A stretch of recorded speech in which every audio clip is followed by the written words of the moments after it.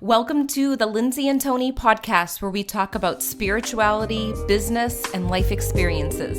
In this podcast, we're bringing our private conversations to you. We believe that it's through discussion, action, and reflection that true change occurs. Hi everybody, welcome to episode 75, the 3 common daily activities you already do that can increase your intuitive awareness. In this episode, we talk about the habits that you've done thousands of times that when you're doing them every day, you can use your intuition and develop that part of your mind. I hope everybody enjoys the show. Hi guys, welcome back. We're so excited that you're here. Today's episode is all about the 3 common things that you're doing every day that will help you with be aware of your intuitive awareness. And these are things that everyone does every day. Right. I do it. Lindsay does it. Hopefully you do it. Maybe not a dog. Our dog Romeo wouldn't do it. He can't do it. But yeah, but I feel like animals are they're already aware of their intuition. So there's 3 things. So I feel like we do things every day. There's a lot of things that we do every day to where we're just on autopilot because we do these things so much that we could do them without thinking about it. Mm-hmm. So anything that you could do without thinking about, that you do every single day, you could practice your intuition. So just keep that in mind. We're going to go over 3 of them. So number 1 is? So the first one is brushing your teeth every day. And so any part of your morning routine, really, brushing your teeth, brushing your hair, you are on autopilot. You probably are really good at it because you've been doing it for most of your life, hopefully. But if you're brushing your teeth, that's actually when the intuitive thoughts come through to me, is when I'm brushing my teeth. Even washing my hair, I get intuitive information. I'm not really trying. My mind is just so focused on washing my hair or brushing my teeth that the thoughts start pouring in. Right, and when I'm in the shower too. I try not to think about papers or blogs I'm going to write or videos I'm going to create while I'm in the shower. I try to just relax and just allow things to flow. Right. And that's what happens. I feel like I get a lot of intuitive thoughts in the shower. Yeah. So pay attention to those, because if you're aware that they're not a mistake that they're coming through during that time, and you can get out of the shower or get done brushing your teeth or brushing your hair during that morning routine time and just write it down in a journal with the date next to it, it's going to be really powerful for you. Right. So as teachers, we always try to integrate our students' homework into things that they're already doing, because I feel like that's the reason why school was created. That's the reason why any self-education program is created, to maximize our life, to maximize the things that we're already doing. So yeah, we're constantly doing those things. You might as well use it. So number 2 is when you're cooking. I do most of the cooking in our house, but Lindsay also cooks sometimes. And I would suggest, even if you are not the cook at your house, to cook once a week. Yeah, or preparing your food. You might be waiting in line, as long as you're not on your phone. Right. Well, you'll make your shakes a couple of times a week. If I'm working out still or something in the morning, she'll wake up and I know. So I'm sure you have this type of experience to where you're getting the spinach and you're getting everything. And yes. Your mind's busy doing something. Cooking is very meditative. And especially if you throw in some music or something, you'll start to intuitively cook too. So that's another thing. That's true. So not only are you doing that, working it out that way, you're also all of the things that you've been thinking about throughout the day and the previous week and months, your brain's constantly working on those things. And when we take time to just relax and cook and all that, it takes the pressure off our brain, and then now all the connections can be made, which comes through as intuition. Yeah. So if you're actually cooking and you're thinking of someone I got to call this person, I haven't talked to them in a while, or they pop in your mind and you think of a memory the 2 of you had, there's a reason. So follow that intuitive hit right there, become aware of it, and actually act on it. So pay attention to that too. That's a huge part, is making the connections. And not ignoring it. It's so easy to think of it like a thought that's just floating in and it's random. It's not random.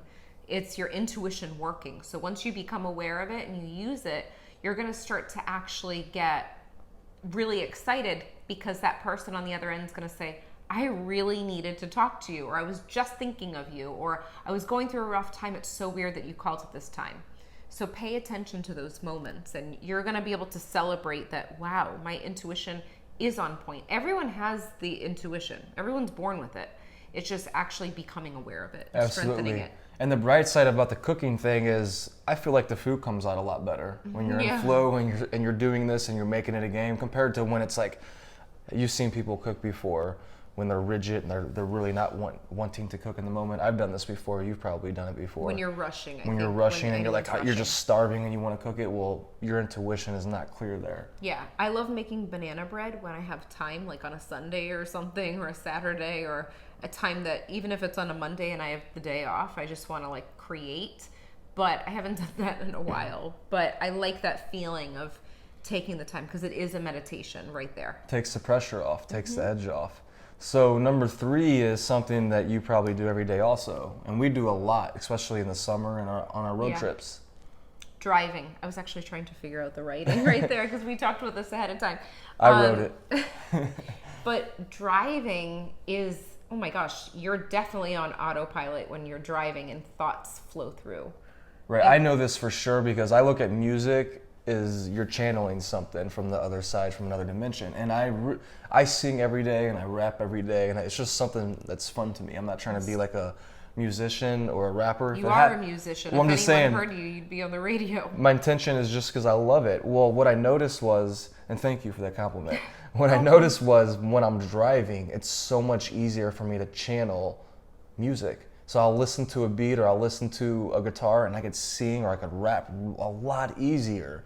And things come easier. And not only that, when I'm giving Lindsay a reading or something too, intuitive reading or even a mediumship reading, it flows a lot easier. And it's funny because Tony will start singing or rapping in the car and when we're with our nieces and nephews and they're like, that thing just happened. Like you actually said a rap. I don't know if you said someone tripped over something and then the person that you said tripped over it when it was like supposed to be a joke and ended up happening later that day. You were picking up on things happening. Right. So it's like I'm channeling the energy around me too. If the people are around me, it's like it just makes it so much easier because anytime you put your mind to work, which when you're driving, your mind's at work, thinking about so many different things. Our brains are so complex and our minds are even deeper than that. So it's like calculating all these things. So while it's doing that, you're able to relax and just soak into the intuition part of your side. Yeah, I really feel like it's slowing down in order to receive the intuitive stuff. So we can be doing something, but if we're really present in that moment of, okay, I'm receiving a thought right now, let me pay attention to it and reflect on it, it's almost always intuitive thoughts. If it's not, it would be a thought of fear and worry, which are complete opposite from intuition. If it's fearful and worry filled, then your intuition is not working. It's not working. Fear and intuition can't work together. Yeah, intuition is always going to feel lighter. It's not always going to feel like it's all the way positive, I don't feel. Because sometimes you might mistake that to where it's like, oh, it feels negative, but it's actually positive. But that's because sometimes you're going to go out of your comfort zone when it comes to your intuition. So I feel like that could come up a little bit, which that's a little bit different feeling than fear. And if you're worried about something all of the time and it's a certain topic that you're worried about, if you're all of a sudden driving and you have a vision of your worry or your fear, most likely it's not your intuition working. It's your worry, your fear, your stress.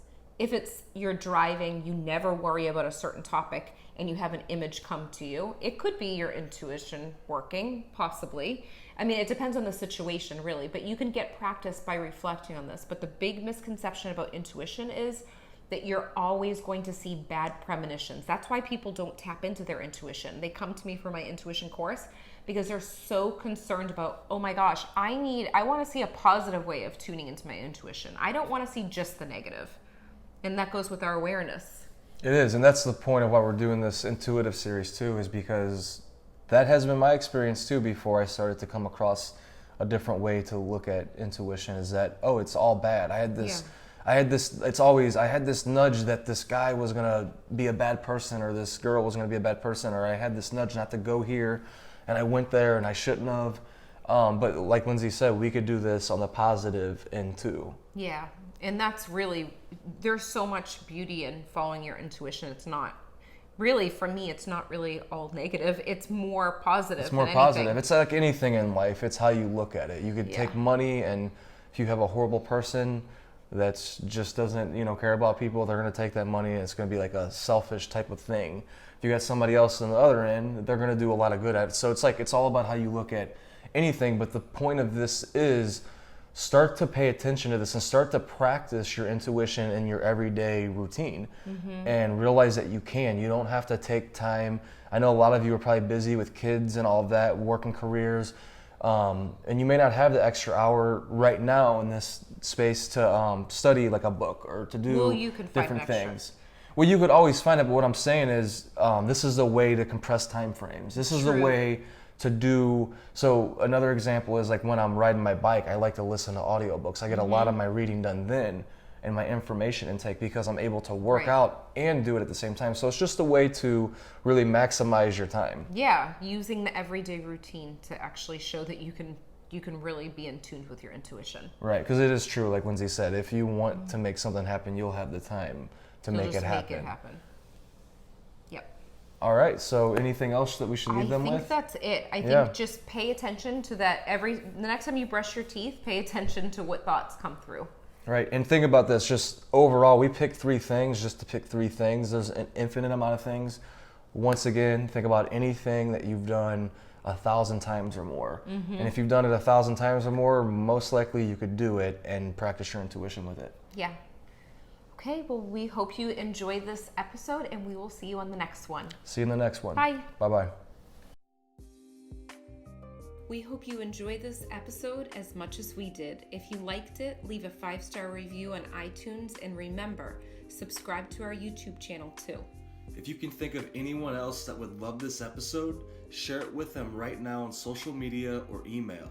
And remember, getting results is a process of learning, applying, and reflecting. Stay consistent and continue to grow every day.